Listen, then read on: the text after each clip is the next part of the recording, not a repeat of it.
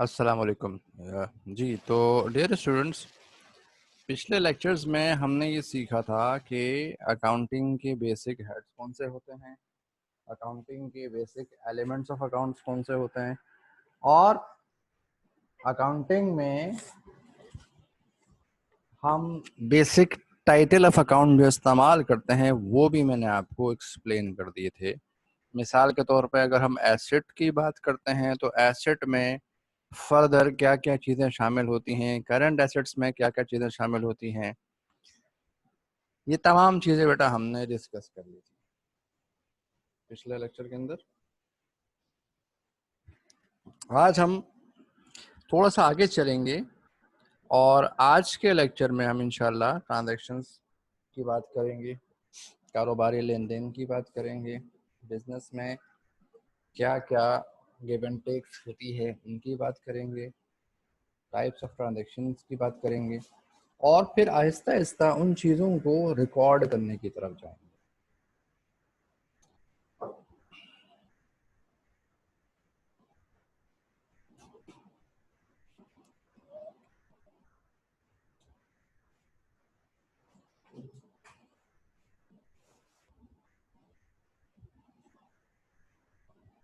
जी तो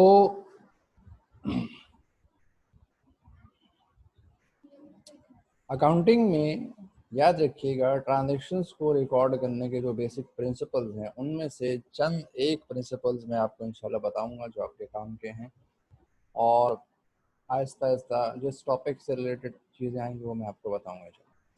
एक बात ध्यान में रखिएगा बेटा, अकाउंटिंग जो है वो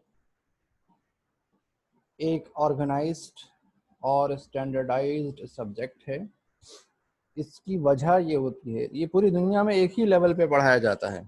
हम यूँ नहीं कह सकते कि पाकिस्तान में पढ़ाई जाने वाली अकाउंटिंग कुछ और है, या अमेरिका में पढ़ाई जाने वाली अकाउंटिंग कुछ और है, या इंडिया और इंग्लैंड और कनाडा और ऑस्ट्रेलिया में पढ़ाई जाने वाली अकाउंटिंग, या इवन अफगानिस्तान, सोमालिया या यूरोप के अफ्रीका किसी कीनिया के कंट्री के अंदर पढ़ाई जाने वाली अकाउंटिंग का स्टैंडर्ड कुछ और है, ऐसा नहीं है। पूरी दुनिया में अकाउंटिंग एक ही कॉन्सेप्ट्स और एक ही तरीके से पढ़ाई जाती है।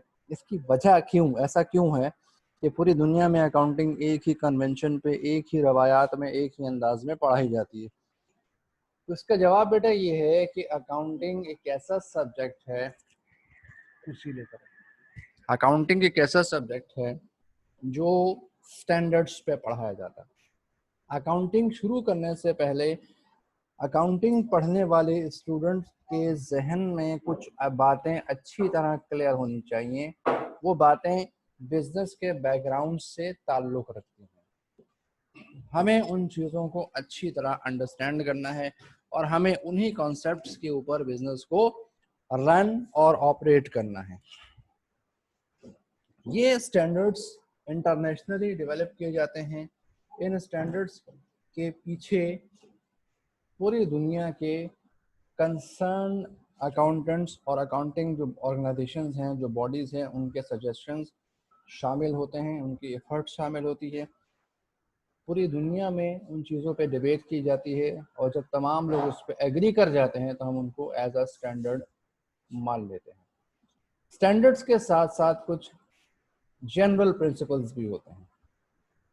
ठीक है जी, अकाउंटिंग के कुछ जनरल प्रिंसिपल्स हैं जो हम आज डिस्कस करेंगे इंशाल्लाह। जनरल उसूल हैं, अकाउंटिंग पढ़ने से पहले उन उसूलों को जहन में रखना चाहिए। उन उसूलों में पहला उसूल वो है बिजनेस एंटिटी का concept.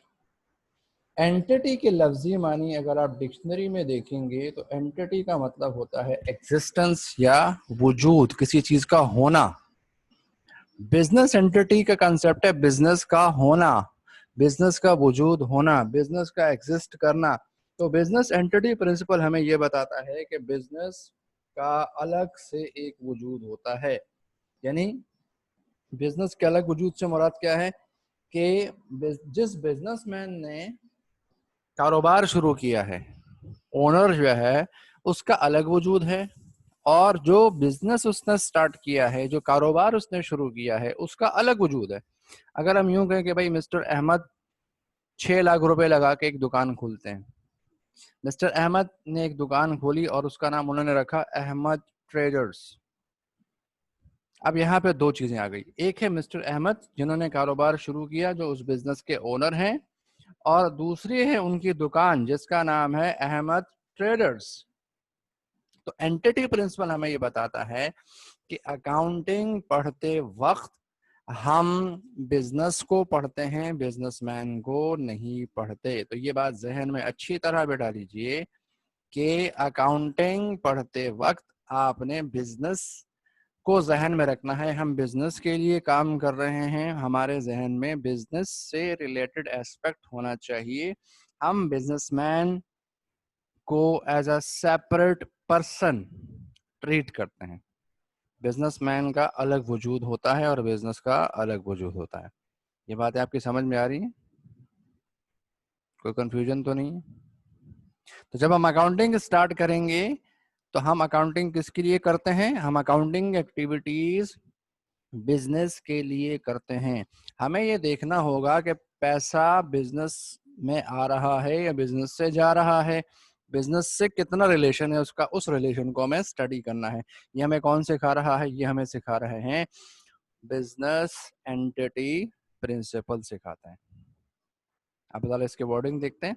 A business is organised by one or more persons under this principle it is clarified that, अब मैंने इसको बोल्ड किया, इसको पढ़िए।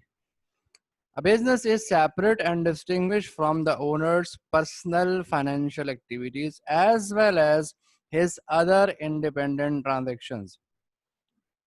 अच्छा, अब अगर एक आदमी की दो दुकानें हों, मिस्टर अहमद ने 6 लाख रुपए लगा के अहमद ट्रेडर्स के नाम से एक जनरल स्टोर बनाया, और फिर मिस्टर अहमद ने 10 लाख रुपए लगा के एक और दुकान खोली गारमेंट शॉप्स की, अहमद गारमेंट्स के नाम से। अब उसके दो बिजनेस हो गए। अहमद ट्रेडर्स के नाम से उसका जनरल स्टोर है और अहमद गारमेंट्स के नाम से उसके कपड़ों की दुकान है।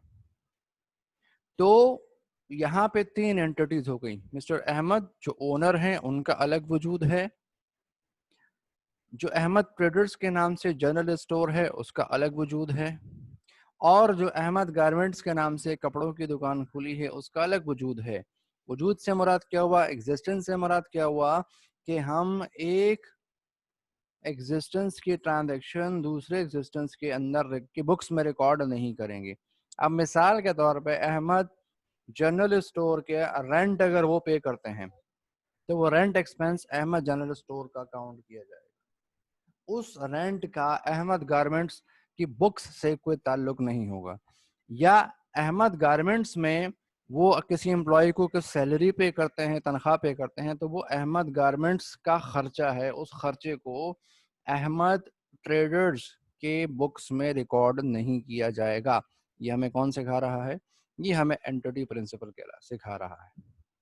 ठीक हो गई बात? इसी प्रिंसिपल के ऊपर हमें जिंदगी भर अकाउंटिंग पढ़नी है। हमें अपने बिजनेस से रिलेटेड एस्पेक्ट देखना होगा, और जो हमारे बिजनेस से रिलेटेड एस्पेक्ट नहीं होगा उसको हम अपने अकाउंटिंग बुक्स में रिकॉर्ड नहीं करेंगे। यहाँ तक क्लियर है? कोई कंफ्यूजन तो नहीं है? प्रॉब्लम तो नहीं है? जी सब क्लियर है?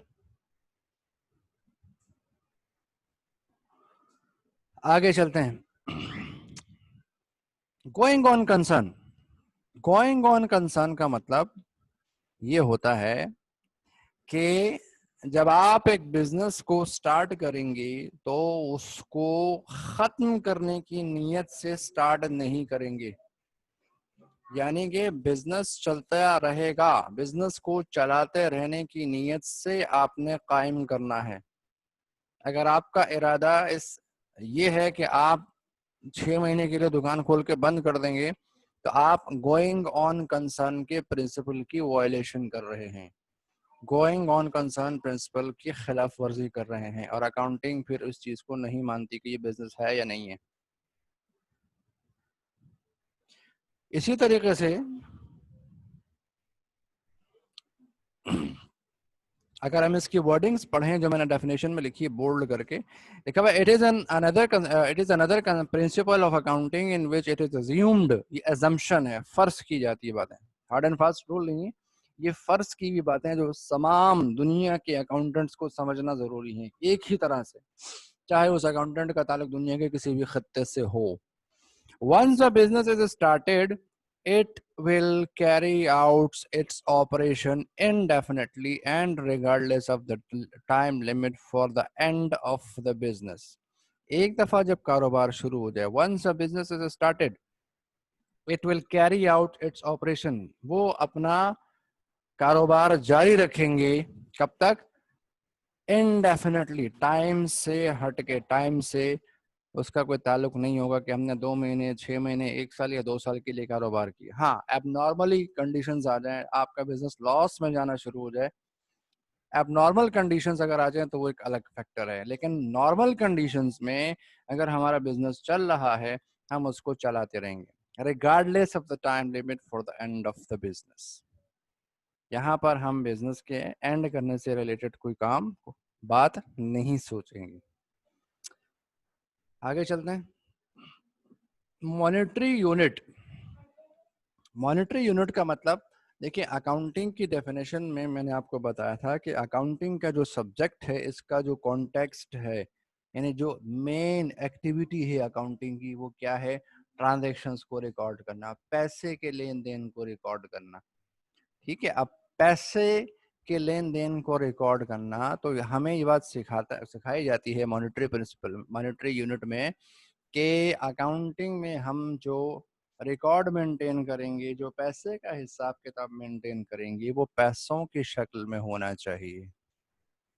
यानी मिसाल के तौर पे अगर मैं यूं कहूं कि भाई मैंने अपनी शॉप के लिए 5 चेयर्स परचेज की, 5 चेयर्स परचेज की, और एक चेयर 3,000 रुपए की है। 5 चेयर्स परचेज की और एक चेयर 3,000 रुपए की, तो टोटल अमाउंट कितना बना? 15,000 रुपीज। 5 चेयर्स परचेज की मल्टीप्लाई बाय 3,000 ईच के हिसाब से, 3,000 मल्टीप्लाई बाय 5, तो मैंने 15,000 रुपए की चेयर्स परचेज की अपने ऑफिस के लिए। तो जब मैं अकाउंटिंग बुक्स में उसकी एंट्री करूंगा, तो मैं ये नहीं लिखूंगा कि मैंने 5 चेयर्स परचेज की। मैं 5 चेयर्स को रिकॉर्ड नहीं कर रहा, उसकी क्वांटिटी को रिकॉर्ड नहीं कर रहा, बल्कि उन 5 चेयर्स पे जितना अमाउंट मैंने पे किया है, जितने पैसे मैंने दिए हैं, वो पैसे मैंने रिकॉर्ड करने हैं, वो अमाउंट मैंने रिकॉर्ड करने। मॉनेटरी का वर्ड निकला है मनी से, पैसे रिकॉर्ड करने। तो 15,000 रुपीज की मैंने चेयर्स परचेज की, तो मैं 15,000 रुपीज का अमाउंट यहाँ पे रिकॉर्ड करूंगा। This is guided by monetary unit. क्या लिखा है एक्सप्लेनेशन में, पढ़ते हैं। Accounting transactions are recorded in the books of accounts with standard monetary unit. ठीक है जी, हर मुल्क की करेंसी होती है। जैसे हमारा मुल्क पाकिस्तान है, हमारी करेंसी का नाम रुपीज है, या इंडिया की करेंसी का नाम रुपीज है। कुछ कंट्रीज में डॉलर्स यूज होते हैं, कुछ कंट्रीज में दिरहम, दीनार, पाउंड, यूरो वगैरह इस्तेमाल होते हैं।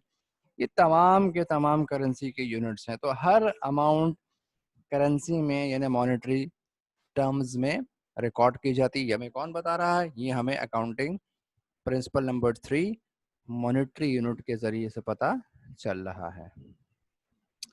ठीक है बेटा, तो 3 बेसिक चीजें मैंने यहाँ पे पढ़ ली आपके सामने। नंबर 1 क्या पढ़ा मैंने? के accounting is the business is separate and distinguished from the owner and his other independent operations। Owners से और ओनर्स के जो दूसरे काम हैं उससे वो हटके है, पहली बात हमने सीखी। दूसरा जो कंसेप्ट था वो था कि प्रिंसिपल नंबर 2, बिजनेस को हम हमेशा चलाते रहने की नीयत से ऑपरेट करते हैं। Business is run regardless of the time. हम बिजनेस को खत्म करने की नीयत से शुरू नहीं करते। हमारा बिजनेस को स्टार्ट करने का जो मकसद है वो उसको हमेशा चलाते रहना होता है। हमने बिजनेस को खत्म करने की नीयत से शुरू नहीं किया। ये हमें किसने बताया? ये हमें बताया गोइंग ऑन कंसर्न है। तीसरा पॉइंट, ये तमाम चीजें हमें किसने बताई? ये तमाम चीजें हमें बताई हैं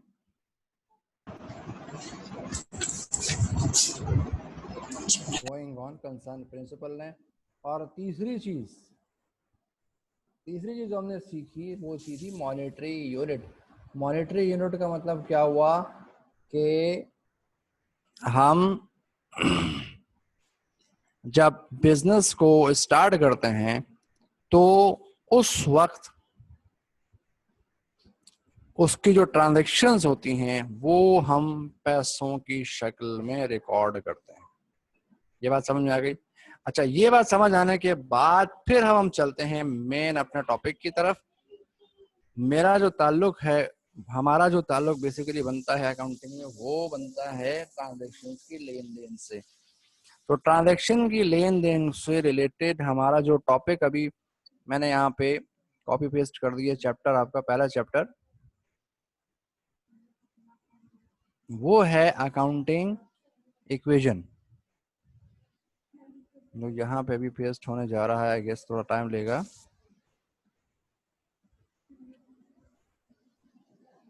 कुछ कंप्यूटर सिस्टम में आवाज क्लियर नहीं आ रही, मैं जरा सिस्टम को अपडेट करता हूँ, शायद कुछ इंटरनेट का प्रॉब्लम है।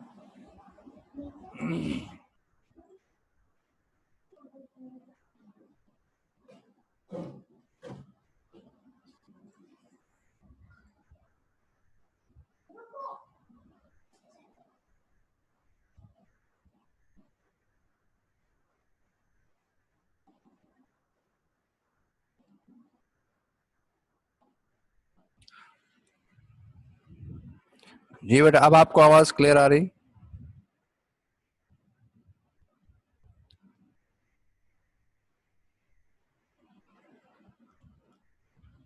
आवाज आपको क्लियर आ रही है? Raise your hand if you can hear me clearly.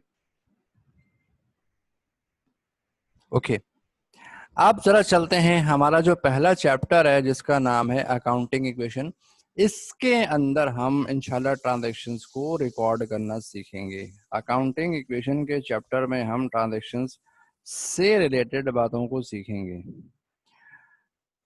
Accounting equation हमें क्या सिखाएगी, उसके जरिए हम क्या सीखेंगे, ये सीखते हैं। सबसे पहले ये बात ध्यान में रखिएगा, ये बात मैंने आपको बेसिक एलिमेंट्स पढ़ाते वक्त भी समझाई थी कि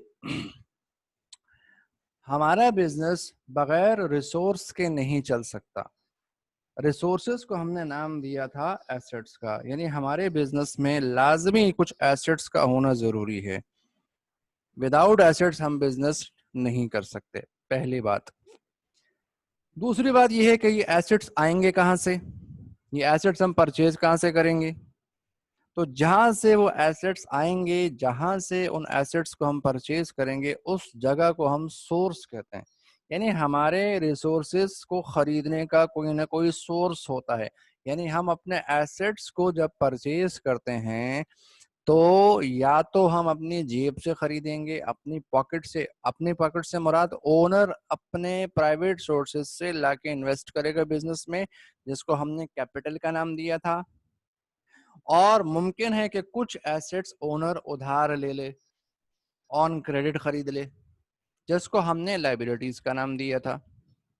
तो हमारे बिजनेस के जो ओनरशिप, जो एसेट्स हैं, जो रिसोर्सेज हैं, वो या तो हमारे अपने यानी बिजनेसमैन के अपने होंगे, जिसको हम कैपिटल का नाम देंगे, या फिर उसने कहीं से उधार खरीदेंगे, जिसको हम लाइबिलिटीज का नाम देंगे।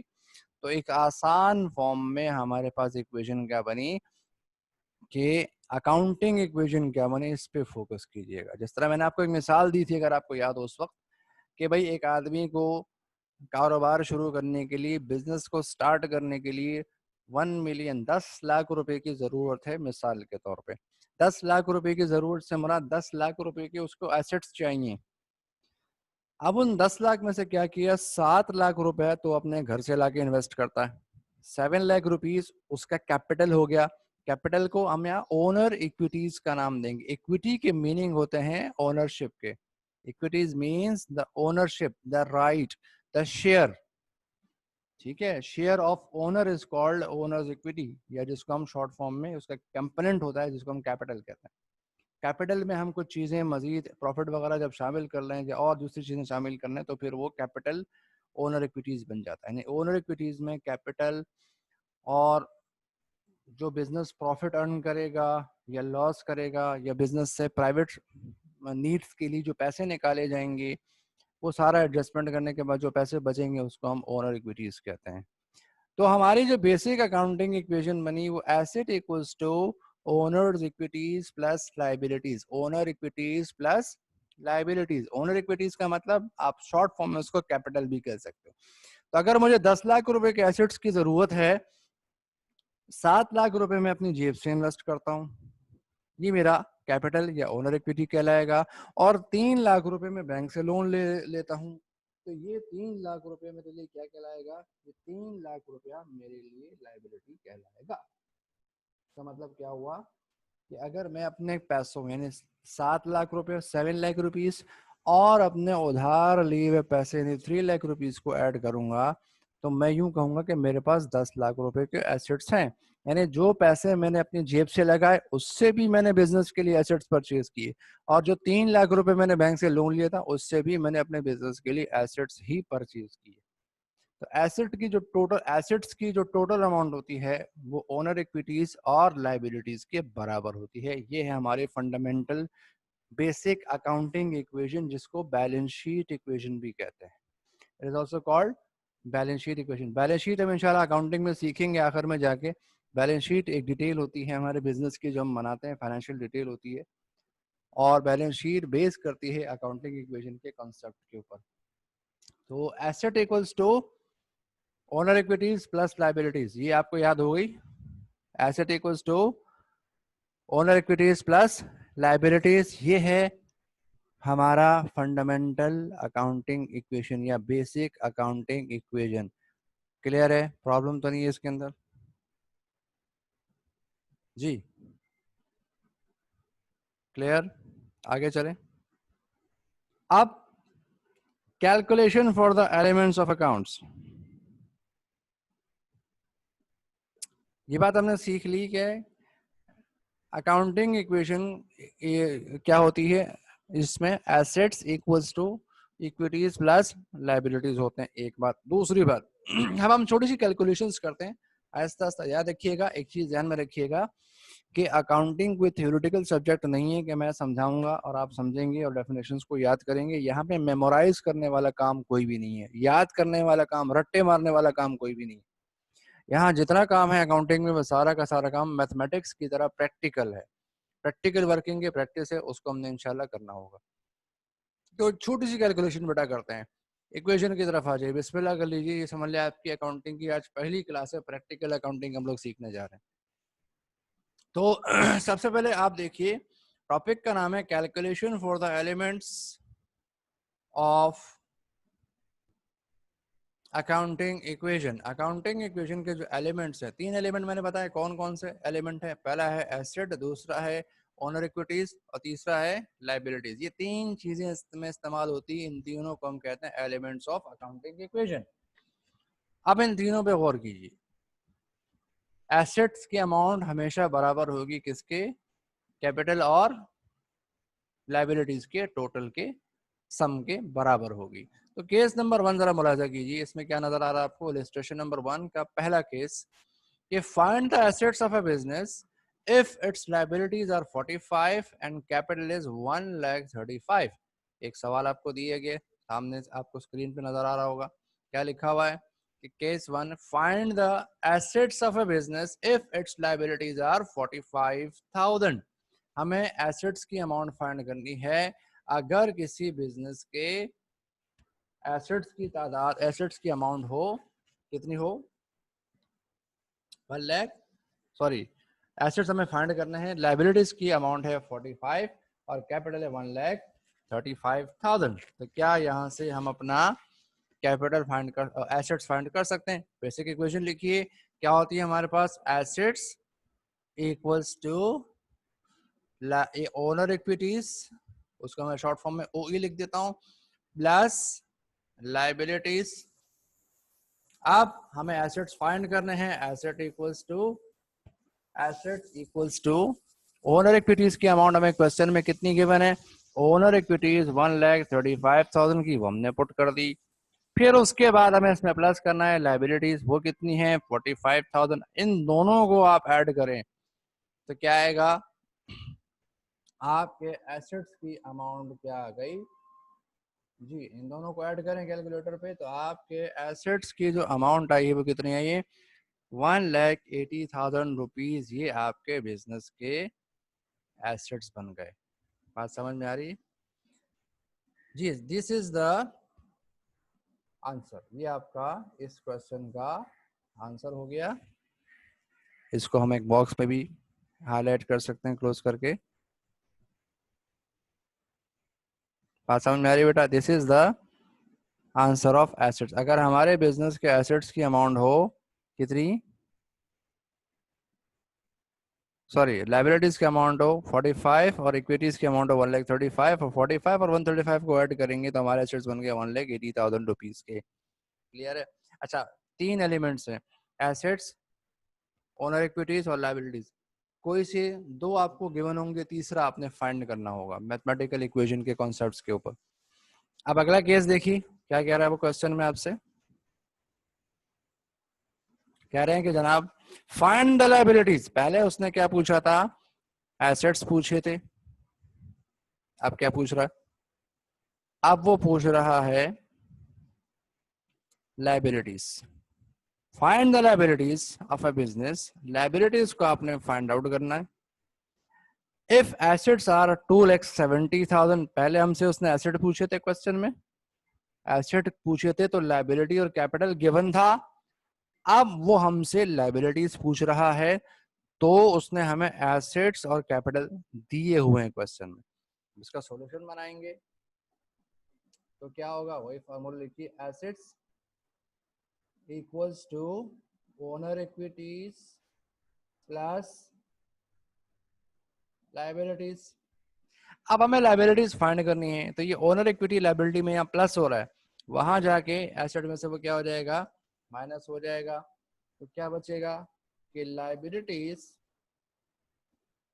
चले न्यू लिख देते हैं, assets minus owner equity equals to liabilities. ठीक है, अब आप देखिए एसेट्स की अमाउंट कितनी क्वेश्चन में गिवन है, 2,70,000 की गिवन है। उसमें प्लस कर दें सॉरी उसमें से माइनस कर दें, आपका कैपिटल है 2,00,000 रुपीज। ठीक है, हमारा फॉर्मूला क्या था कि liabilities equals to assets minus owner equities. तो लायबिलिटीज की अमाउंट क्या निकलेगी, 2,70,000 में से 2,00,000 माइनस कर दीजिए तो आपकी लायबिलिटीज कितनी बची, लायबिलिटीज इक्वल्स टू 70,000 रुपीज। ये हुआ आपका लायबिलिटीज का आंसर जो क्वेश्चन